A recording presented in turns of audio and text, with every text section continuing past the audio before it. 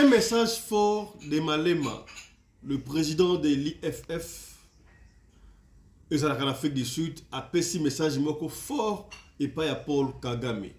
Après signature d'accord de paix, où Salamaki na États-Unis entre République démocratique du Congo, représentée par le président Félix Tshisekedi, et le Rwanda, représenté par le président Paul Kagame. Tout le monde, c'est comme si cet accord n'a rien abouti. Ça aboutit à rien. Hostilité et zongi na Est et Mboka na biso. Ça reste à savoir, est-ce que c'est réellement le Rwandais qui va attaquer RDC ou les alliés AFC M23 bananga de Koloba. Kasi so ezaki accord wana, pourquoi est-ce que Paul Kagame n'a pas pu respecter l'accord de paix oyo basalaki na États-Unis? Suivez plutôt Malema ceux qui pensent par rapport à Paul Kagame. Qui sont ceux-là qui sont derrière Paul Kagame pour attaquer Est de la République démocratique du Congo? Je veux que vous puissiez suivre avec nous attentivement Makambu Oyo, Julius Malema, leader de l'IFF en Afrique du Sud, à lobby sur Paul Kagame. Suivons ensemble. Julius Malema, président de l'IFF de l'Afrique du Sud, a fait un discours bouillant, suivant ce qu'il a à dire. Ce n'est pas tant une question du Rwanda, c'est surtout de savoir quelle protection le Rwanda recevra de la part de la Grande-Bretagne, d'Israël, des États-Unis, si nous décidons de les affronter coup pour coup. C'est cela qui leur permet de survivre. Pourquoi, sans la protection américaine, un président rwandais irait-il au bureau ovale avec le président de la RDC pour aller signer un accord? À leur retour, le président rwandais continue toujours ses manigances dans la forêt de la RDC. Il le sait très bien. Il bénéficie effectivement et pleinement de la protection de ces gens-là. Si j'étais président, je ne serais jamais soumis devant les États-Unis. Jamais une attaque contre la liberté du Sud. La première chose que j'aurais réglée correctement, c'est cette affaire du Rwanda, de nos gens tués par Kagame, de nos soldats tués. Jusqu'à aujourd'hui, nous n'avons pas répondu à cette situation. Maintenant, le rapport est sorti. Seulement 27% de nos soldats sont aptes au service. Ce n'est pas moi. Quand je dis cela, je me fais insulter et on me dit qu'il met le pays en danger. Nous sommes en danger. Nous devons redresser l'armée sud-africaine. Nous devons investir plus d'argent dans l'armée sud-africaine. À quoi bon mettre tout cet argent dans toutes ces choses si on peut se faire écraser par un petit pays comme le Rwanda? Il t'humilie au point où le président du Rwanda ne s'en excuse même pas. Il continue de nous insulter jusqu'à aujourd'hui. Jusqu'à aujourd'hui. Et il n'y a aucune réponse. Eh bien, mon style de leadership et celui de Ramaphosa sont différents. Il fait les choses à sa manière, à sa façon. Parfois, ça marche. La plupart du temps, ça ne marche pas. Comme cette diplomatie qui lui appartient, elle était nécessaire maintenant. Parce que nous le devions non seulement à Trump, nous le devions au monde. Être hospitalier envers nos visiteurs. Et c'est exactement ce que nous sommes. Et nous n'avons jamais montré le moindre signe d'une nation paniquée, qui est assiégée par l'Amérique. Donc tu dois savoir que je ne serai jamais soumis. Nous avons, et la plupart des Matala, quand Matala a dit à son Dieu, combien? 8 forces spéciales, 9 forces spéciales, 8 et une force d'intervention. Il ne répondait pas à la question. En réalité, il essayait de nous menacer en disant qu'il se promène avec l'armée.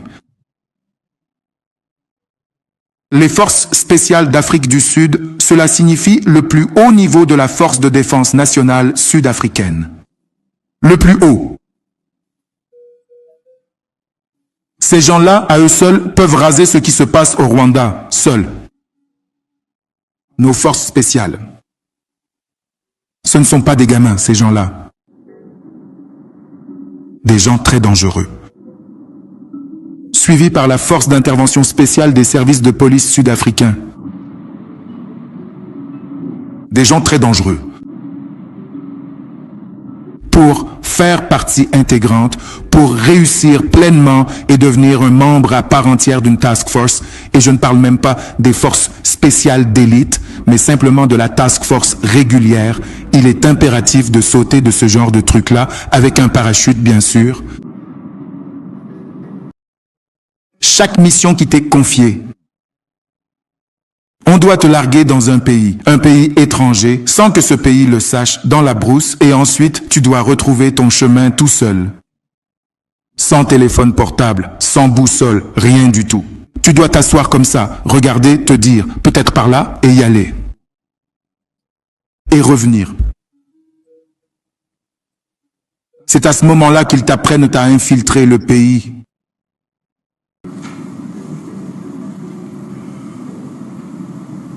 Tu sais, même pas une force spéciale. Il y a une unité en dessous de la force spéciale qui s'appelle l'équipe de contre-assaut. Ils sont entraînés à réussir un test au détecteur de mensonges. Ce dont je te parlais. Détecteur de mensonges. Tu appelles ça comment déjà? Polygraphie! Alors, qu'est-ce qu'ils font? Parce que j'ai compris qu'ils mettent des choses sous tes pieds pour que quand tu mens, les orteils bougent. Donc, sous tes orteils, ils mettent des épingles à l'intérieur de tes chaussures. Tu dois rester comme ça. Si tu bouges, même quand tu mens, si tu bouges, ces choses vont te causer des problèmes. Donc, ta conscience sait qu'il y a des épingles sous mes orteils. Je dois m'assurer, même si je mens, que ces choses ne bougent pas. Ils sont formés pour réussir un détecteur de mensonges. Cela fait partie de leur formation. Donc, quand un diplômé TG d'une équipe de contre-assaut te dit « J'ai réussi un détecteur de mensonges » et que tu penses que c'est une personne innocente, tu dois savoir que c'est un mensonge. Ils sont formés pour réussir ce truc. Nous avons ces personnes-là.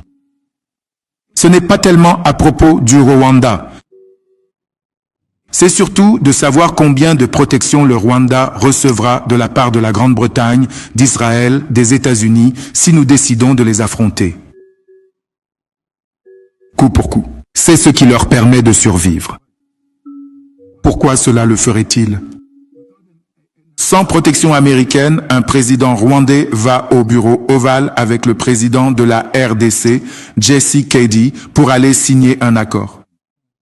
Quand ils reviennent, le président rwandais continue toujours ses manigances dans la forêt de la RDC. Il le sait. Il bénéficie de la protection de ces gens-là. Être un révolutionnaire ne veut pas dire qu'il faut se suicider. Tu as dit que je ne devais pas être trop dur, alors laisse-moi ne pas être trop dur avec toi. C'est pourquoi les révolutionnaires prennent des armes et tirent sur l'ennemi et combattent l'ennemi. Ils ne disent pas, parce que nous sommes des révolutionnaires, allons nous présenter devant les ennemis et que l'ennemi doit nous tirer dessus et nous tuer pour démontrer que nous sommes des révolutionnaires. Ça, c'est se suicider. Ce n'est pas révolutionnaire. En fait, c'est être un kamikaze. Nous ne sommes pas des kamikazes. J'ai été déclaré coupable, non pas parce que j'ai commis un crime, mais parce qu'elle me punit. Pour mes opinions politiques et en utilisant une affaire criminelle inexistante qui n'existe pas. Permettez-moi de vous donner quelques conseils sans vous disputer. Ainsi, chaque jour, comme Senzo Mukuno, vous pourrez réfléchir à cette chose, mais n'annoncez aucune dissolution de PKTT. Nous faisons une demande pour le formulaire 174, Adrian et moi, 174. Pour être acquitté après que l'État a clôturé son dossier. Nous disons que l'État n'a pas constitué de dossier contre nous. Par conséquent, acquittez-nous. Elle refuse de nous acquitter et dit que lorsque vous refusez d'accorder le 174, cela signifie qu'il y a une affaire à laquelle vous devez répondre. Très bien. Nous disons, d'accord, pas de problème, je vais témoigner et répondre à mon affaire, ce que j'ai fait. Adrian refuse de répondre. À la question, il dit, non, je ne vais pas témoigner. En fait, l'expert en balistique répondra à l'affaire en mon nom. En fait, l'expert en législation sur les armes à feu répondra à l'affaire en mon nom. Dans le jugement, il est dit que l'expert en balistique d'Adrian n'a pas répondu à la question. Il a été la personne la plus inutile, ce qui signifie qu'Adrian n'a pas répondu à la question, même par l'intermédiaire de l'expert en balistique. Ensuite, vous dites, dommage, l'expert en législation sur les armes à feu était un si bon gentleman. Et oui, il a contribué à la formulation de la loi sur les armes à feu et je peux aller jusque-là. À part cela, il ne m'a pas été utile. Ce qui signifie que vous écartez cette personne qui répondait au nom d'Adrian. La question à laquelle vous avez dit qu'Adrian devait répondre n'a toujours pas reçu de réponse. Parce que vous avez dit qu'Adrian a un cas prima facie auquel il doit répondre, qui a été établi par l'État. Il ne répond toujours pas à cette question. Vous dites, non, relax, rentrez chez vous.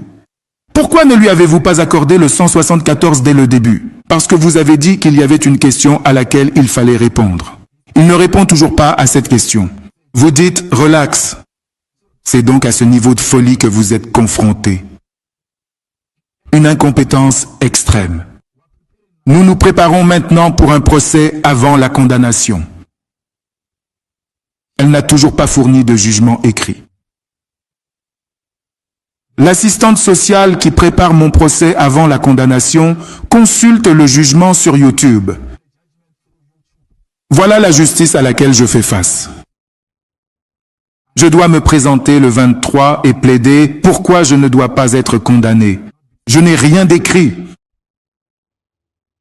Quand elle relaxe Adrian, elle dit simplement « Accusé numéro 2, non coupable, vous pouvez rentrer chez vous ». Mais elle ne dit pas que vous n'êtes pas coupable de cette accusation parce que l'État n'a pas réussi à prouver cette affaire. En ce sens qu'ils n'ont pas pu fournir 1, 2, 3, 4 sur celle-ci. Sur celle-ci, l'État n'a pas fait 1, 2, 3, 4. Elle sait que si elle fait cela, elle est en train de percer des trous dans le dossier de l'État. Et cela s'applique à Malema. Et je ne peux pas percer des trous dans le dossier de l'État pour Malema. Parce que j'ai besoin de Malema à cause du racisme, parce que j'ai une attitude émotionnelle contre Malema. Et je dois le punir pour tant de choses avec lesquelles je ne suis pas d'accord. Et par conséquent, je ne vais pas m'aventurer sur les raisons pour lesquelles j'ai donné à l'accusé le numéro 2. Un verdict de non-culpabilité. Citadier ne donnera toujours pas de raisons pour lesquelles l'accusé Nuneloris Rilo, le numéro 2, a été déclaré non coupable. Parce que ces raisons me concernent aussi. Vous avez dit accusé, non. 2. M'a donné une arme. Quand vous acquittez, quand vous libérez l'accusé numéro 2, cela signifie que vous relâchez maintenant l'arme, que vous dites que j'ai utilisé pour commettre un crime. Une arme utilisée pour commettre un crime, une fois que vous avez reconnu la culpabilité d'avoir utilisé cette arme, elle est saisie par l'État. Elle ne vous est plus jamais rendue. Une arme utilisée pour commettre un crime ne peut jamais être rendue à son propriétaire. Donc, alors que je me tiens là et que vous êtes en train de me condamner, où est cette arme? Vous dites que je l'ai utilisée pour commettre un crime. Où est-elle? Alors que je me tiens dans ce box, vous êtes en train de me condamner. Où est l'arme? La seule arme qui reste dans ce tribunal est celle que j'ai fournie au magistrat, qui est un pistolet jouet. Adrian, c'est assez drôle. Adrian a été appelé la veille par le procureur avant que le jugement ne soit rendu. Adrian a été appelé la veille par le procureur pour venir le lendemain, jour où le jugement allait être rendu afin de venir récupérer l'arme. Comment le procureur savait-il qu'Adrian n'allait pas être reconnu coupable et qu'il aurait donc le devoir de restituer l'arme? L'arme est restituée à l'heure où nous parlons. Rappelez-vous, vous m'avez déclaré coupable avec cette arme. Alors que je me tiens ici, l'arme devrait se trouver à côté de moi. Auriez-vous utilisé cela pour commettre un crime et, par conséquent, mettre en danger la vie d'autrui?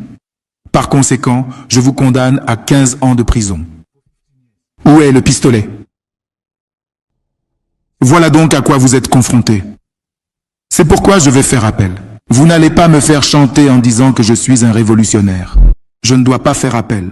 Parce que vous faites aussi partie de l'équipe qui veut me voir en prison. Nsaseko Onababa. Le pire, c'est pour celui qui est à côté de moi, à gauche. S'il pensait qu'il allait être la cible de jet d'œufs parce que je vais en prison, je vais faire appel. Je vais faire appel jusqu'à la Cour constitutionnelle. Vous devez donc le savoir, je suis toujours là. Pour ceux que ça enthousiasme, je suis toujours là. Mais nous nous retrouverons dans la rue le 23 janvier 2026. Toute personne qui aime la loi de ce pays, qui est d'accord que les présidents, les magistrats ne doivent jamais utiliser les tribunaux pour régler des comptes politiques, ont une raison de sortir nombreux le 23. Et dire, pas au nom de notre loi, pas au nom de notre constitution, allez-vous utiliser vos différents politiques avec Malema pour abuser de ce qui vous est confié en tant que magistrat? Vous savez, pour ceux d'entre vous qui me connaissent bien, je ne fuirai absolument jamais mes responsabilités, quelles qu'elles soient. Je suis membre du comité ADO, membre du Parlement, membre, dirigeant de l'EFF, son membre et un homme de famille. Vous voyez combien de responsabilités je viens de vous expliquer, y compris le rôle que je joue à l'international. Quand je ne suis même pas à l'international, vous êtes coincé au bureau. Je ne sais même pas si vous avez un bureau ou si vous partagez ce bureau dans l'espace ouvert. Je ne suis pas sûr que vous ayez un rôle féminin. Dans l'une de ces responsabilités, je vous l'explique. Donc, toutes ces responsabilités ne vont pas sombrer parce que je siège au comité adulte. J'ai un devoir envers tout cela, y compris le devoir de porter un sweat à capuche, d'aller à l'école et de regarder à accomplir. Quand il s'agit de l'EFF, j'ai le devoir d'assumer cette responsabilité. Quand il s'agit de la communauté adulte, j'ai un devoir. Maintenant, contrairement à d'autres comités, dans ma propre famille, à l'EFF ou bien ailleurs, je n'ai absolument pas de remplaçant. Non, à moins qu'il y ait un remplaçant dans ma famille dont je ne sois pas au courant. Dans ce cas, je n'en serai pas tenu responsable, mais en ce qui me concerne, je n'ai pas de remplaçant. Maintenant, j'ai un remplaçant. Si je ne suis pas là, l'EFF est là. Et notre remplaçant était là. L'EFF était là. Laissez cette obsession avec Malema et arrêtez de faire semblant de m'apprécier alors que vous ne m'aimez pas. Premièrement, quand j'ai accepté d'être membre, ce n'était pas pour empêcher d'autres personnes d'avoir leur chance. Pourquoi être membre? Quand je suis membre, il faudrait qu'il vienne tous les jours. Pourquoi n'est-il pas là? J'ai une femme métisse compétente, la DSG de l'EFF. Si vous regardez ce qu'elle a accompli dans ce comité adulte, oui, elle nous a apporté environ 10 ou 15 nouveaux votes de personnes de couleur. Ils nous aiment maintenant, n'est-ce pas? L'EFF s'entend très bien avec les personnes de couleur. Je lui ai dit qu'elle devait devenir conseillère à Eldorado Park, tellement elle est populaire auprès des personnes de couleur maintenant. Comment aurait-elle pu occuper la position qu'elle a aujourd'hui si parfois, sur des questions cruciales, on ne lui avait pas donné l'occasion de briller et de montrer la capacité de l'EFF? Ce ne sont pas simplement des faire-valoir. Ce sont des femmes compétentes et elles sont capables d'affronter des criminels endurcis et de les tenir responsables. Et vous tous ici, personne ne peut dire que vous doutez de leur capacité dans ce comité adulte. Et suggérer pourquoi je n'étais pas là, comme si elle n'était pas là, c'est la rabaisser. C'est dévaloriser et mépriser les femmes. Et où est une femme métisse? L'EFF était présente. Et donc, cette question ne se pose pas, à moins qu'elle ne soit fondée sur le sexisme et le racisme. Faites attention à ce que vous n'êtes pas en train de demander lorsque vous posez cette question. Parce qu'il y a quelque chose que vous ne demandez pas. Donc je n'ai pas peur de Sévère. Sévère est perturbé. Je ne sais pas comment Sévère va s'en sortir cette fois-ci. Et si Sévère était un être humain, d'abord, il n'aurait pas dû contester sa suspension. Ensuite, il ne devrait pas nous faire subir ce qu'il nous fait subir. À ce stade, Sévère devrait faire ses valises, rentrer chez lui et négocier sa retraite. Parce que s'il doit nous faire perdre autant de temps, il doit savoir qu'il puise dans sa pension. Aucun gouvernement ne paiera ses frais juridiques. D'ici à ce que cette affaire se termine, on dit qu'il est coupable sur tous les fronts. Les factures arrivent et elles devront être payées avec les pensions. Les pensions devront être saisies. Donc ce n'est pas à moi de décider, c'est à lui, à sa femme et à sa famille de prendre cette décision. Mon gars, sauvons ce qu'il reste de cette affaire et voyons ce qu'on peut encore faire. Sa performance en l'absence de Malema a été tellement médiocre au sein du comité ADDO. Extrêmement médiocre, et cela l'a exposé. Cela l'a exposé. Alors pourquoi as-tu besoin de Malema, même en l'absence de Malema? Nous avons quand même eu de si mauvais résultats. Le comité ADDO continue de l'exposer. Quelle honte, tu sais. Si Malema était mort, ça aurait été encore pire que ça. C'est ce que tu as manqué, je comprends. Mais l'homme n'a toujours pas bien performé en l'absence de Malema. Donc si tu pensais que je restais à l'écart parce que je voulais le sauver, ou si je me suis absenté dans l'espoir de le sauver, ça n'a servi à rien. Cela n'a servi à rien. Le gars a très mal performé.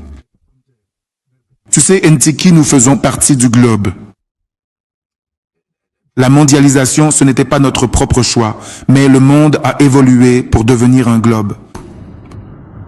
Et ces forums multinationaux nous ont permis d'exprimer nos points de vue, que nous soyons entendus ou non. Ils nous offrent un espace pour aller exposer nos opinions. Nous devons utiliser ces forums. Prenons par exemple l'ONU. C'est un seul conseil, ce qui est une très bonne idée en théorie.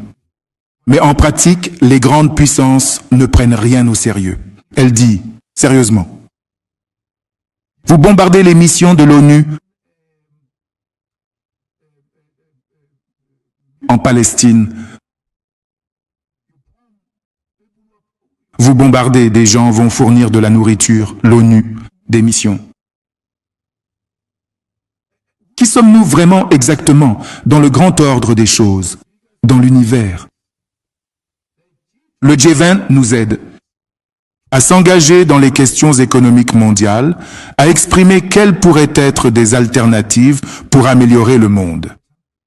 Le G20, qui est issu de la crise bancaire de 2008, laquelle a plongé le monde dans une crise économique, et qui cherchait à trouver une plateforme alternative au niveau international pour éviter que de telles choses ne se reproduisent.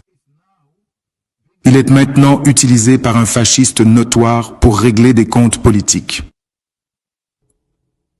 Alors tu le sauras, Nsiki, là où on ne veut pas de nous, c'est justement là que nous allons.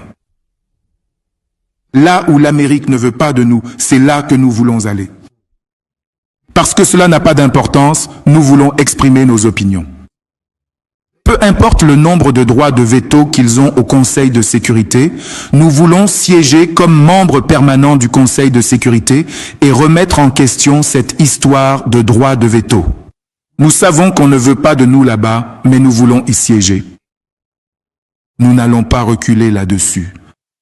Nous n'allons pas reculer parce que nous ne sommes pas nécessairement le G20. Il n'y a personne qui ne veut pas de nous au G20, à part cet imbécile. C'est ce type qui a un problème avec nous, et, par extension, l'Amérique. Et l'Amérique n'est pas le G20. Nous sommes un membre fondateur du G20 et personne ne va nous écarter. Nous allons mobiliser les communautés internationales pour condamner l'action de Trump. Nous avons encore une année où nous devons mobiliser les communautés.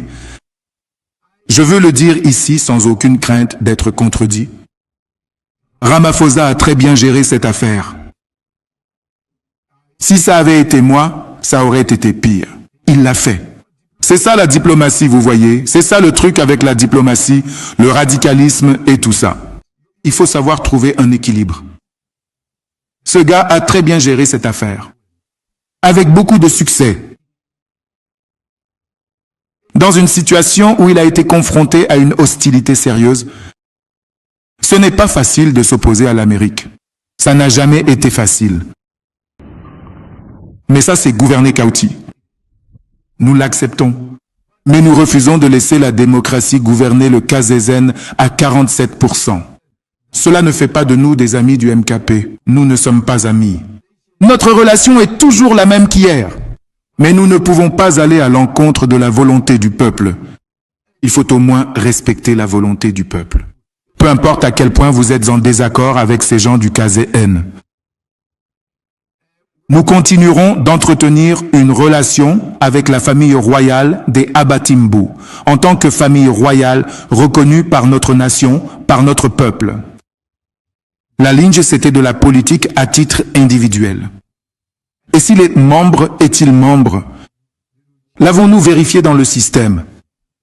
S'il est membre, il ne l'est plus parce qu'il s'est défini en dehors de la politique organisationnelle. Ce n'est pas nous qui l'avons chassé. S'il est membre, c'est lui qui s'est chassé lui-même. Vous n'avez donc absolument rien à faire, aucune raison d'être membre de l'EFF. Mais devons-nous exiger que les rois soient membres de l'EFF pour que nous entretenions des relations avec le royaume? Non.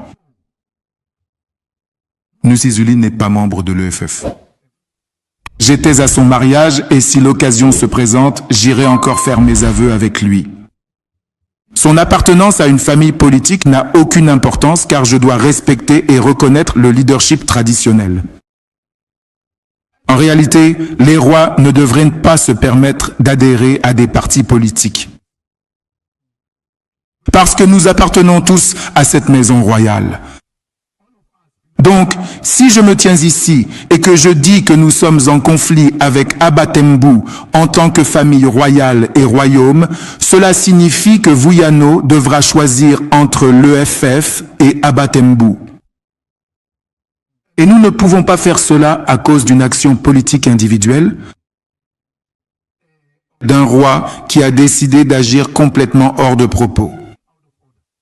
Le roi de notre temple n'est pas un individu politiquement amateur. C'est un soldat formé. Il vient de l'exil. Il a reçu une formation politique. Il comprend très bien le problème entre Israël et la Palestine. Pour une raison quelconque, il a décidé de faire ce qu'il a fait. Nous sommes totalement en désaccord avec cela. Et donc, dans notre système d'adhésion, nous n'aurons jamais un individu qui prend le parti d'Israël.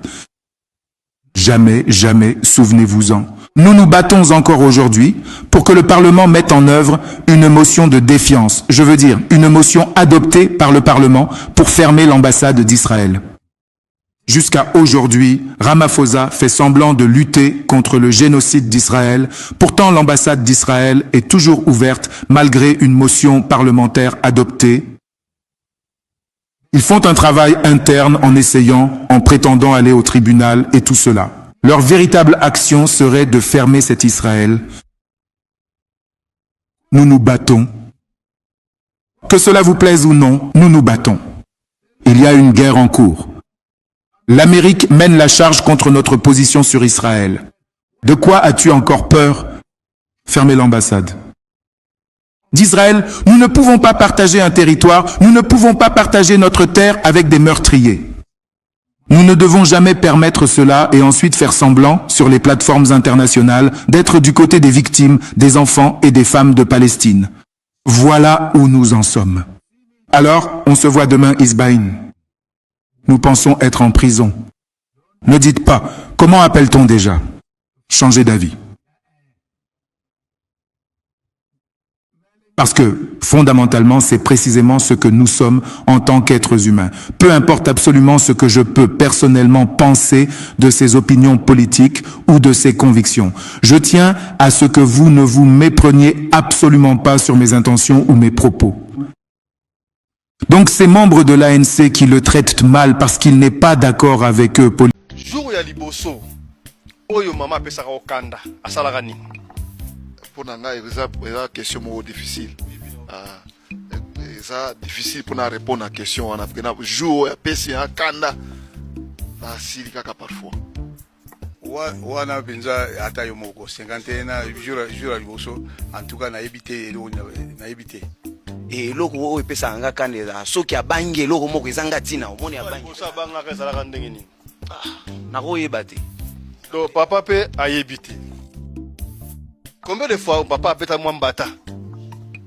Depuis tout bala dans 22 ans, on a tikala jamais au betanga. Voilà. Ma passa abi papa beta mbata moko te 22 ans ngoyo. Ma mete.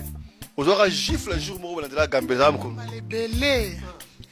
A beta mamba lebele. Wana penda na yebi pe na beta mamba lebele. Merci. Maman meta beta mamba lebele. Maman. Combien de fois papa beta? Toi beta ou déjà? Non, noté. Maman a beta mate banda banda. Attends baté zo mate. Té. Donc 21 à 20 ans de mariage, maman pasteur a beta mate. 51 ans de mariage à beta mamba le belé donc il y a maman quand ça vous te zate. Quand on 7 ans de mariage, vous non à éviter. Papa Lolo, combien de fois bino bunda banda? Balebele. Mais biso va 23. Mais na bondela nga mo na bondela soki esala mindengo na bon pardon. Belé. Voilà maman, obini maman. Nino e katana likola makofi. Voilà, yeba buka na minu, maboko pona bango. Il va la bosembo. Soki boswani. Na bondela mtalboso. Tout ça na raté mais soki asiliki ngande des fois na ba maloba moko boye juste pour na ko effacer eloko wana. Monsieur le juge. Bakoi. Mama lobaki soki bo moi argument muke ye mutu asala atu bosonga. Mama, ukoi.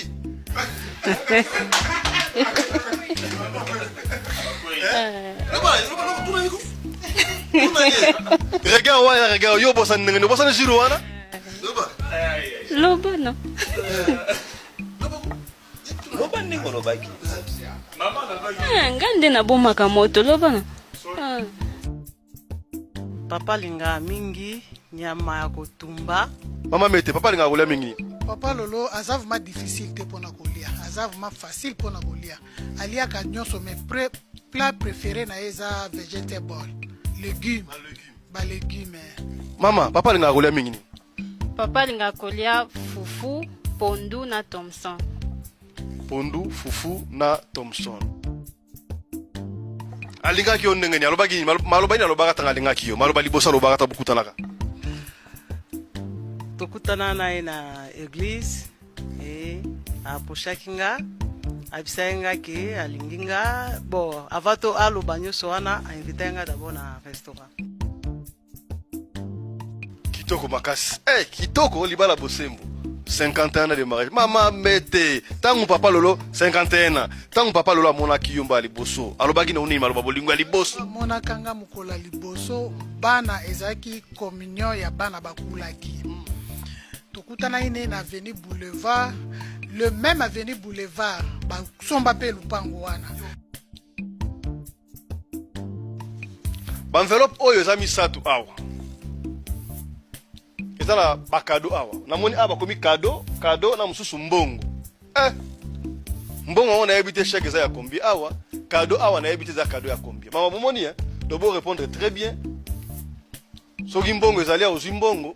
Soki cadeau ezali ya ozi cadeau, tokotanga na suka obokani. Yango. Voilà.